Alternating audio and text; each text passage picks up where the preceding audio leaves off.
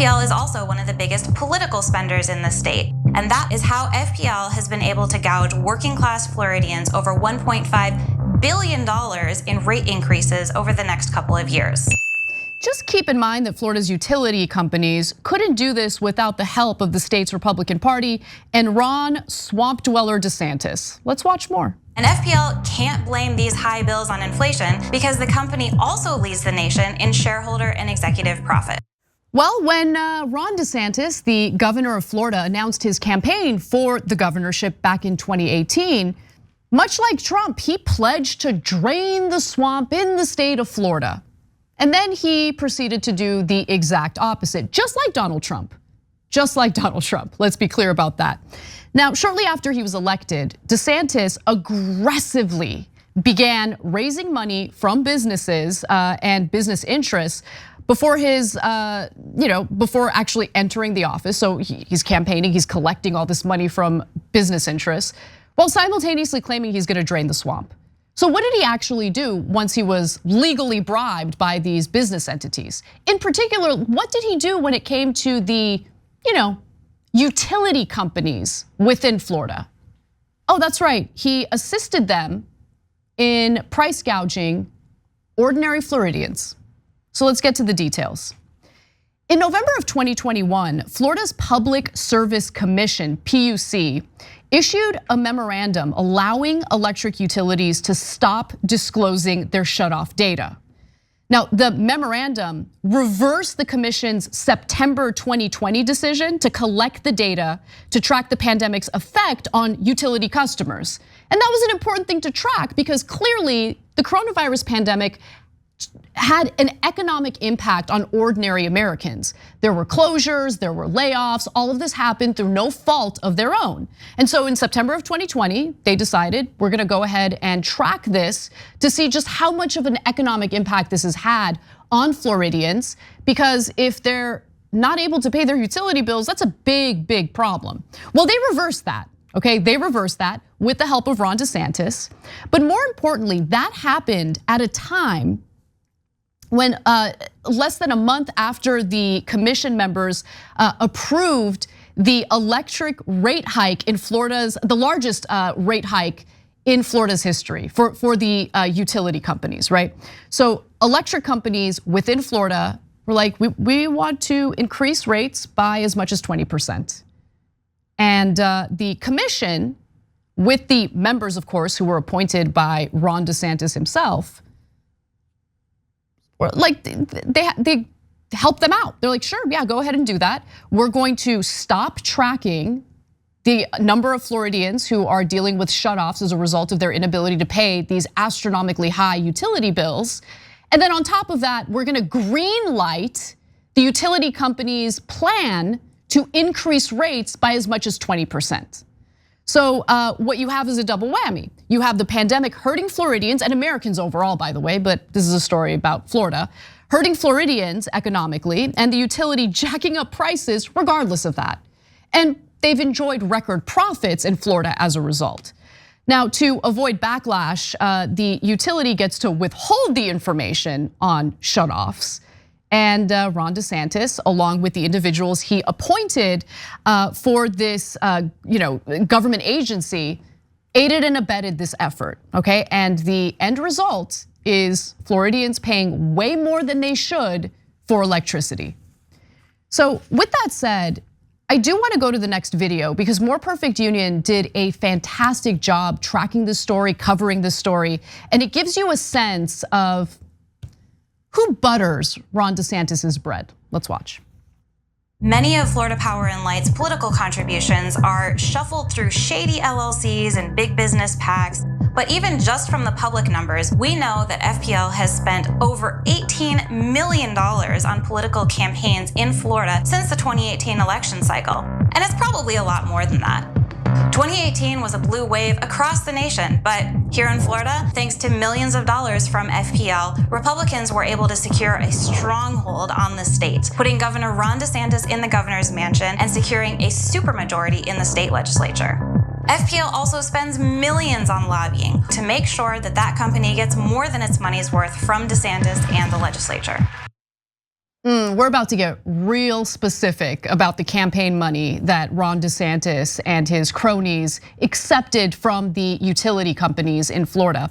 Before we do though, what about those shutoffs? How widespread were they? And which companies are at play? Let's get to the details, reported by The Lever, of course, because they're one of the only outlets that actually does journalism these days, but let's get to it.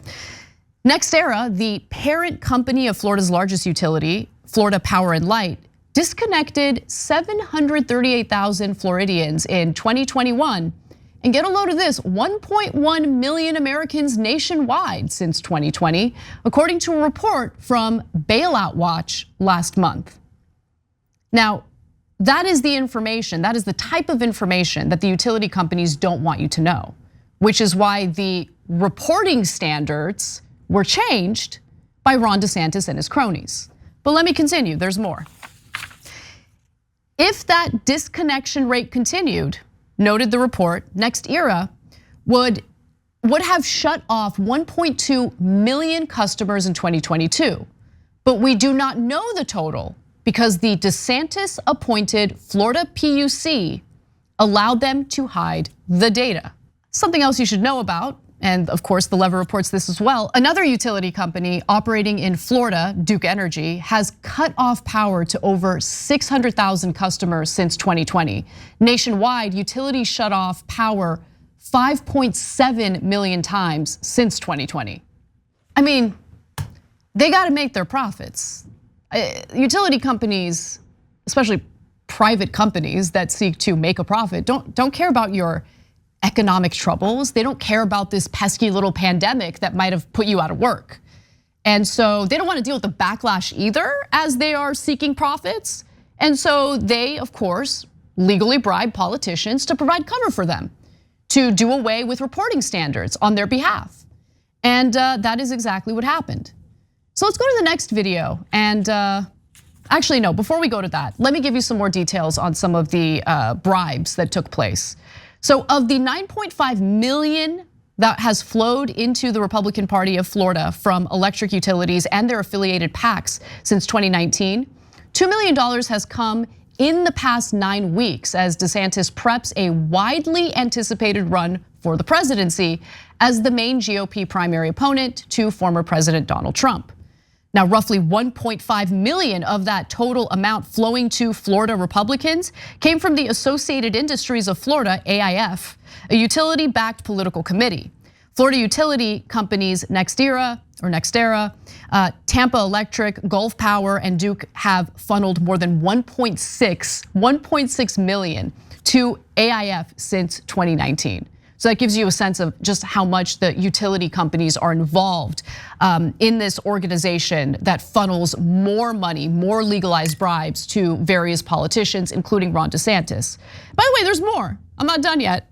Since the 2020 election, NextEra and Duke have additionally contributed more than 760,000 and 180,000 respectively to the Republican Governors Association, which donated more than $21 million to DeSantis's re-election campaign, Florida campaign finance records show. So this is how the game is played, right? The person who ends up, or the people who end up paying the price are ordinary Americans, in this case, ordinary Floridians. And by the way, when it comes to what else these utility companies do with their profits, of course they do the stock buybacks, of course they do the dividends, all of that stuff. Do I even have to share that with you? I mean, that should just be common sense at this point.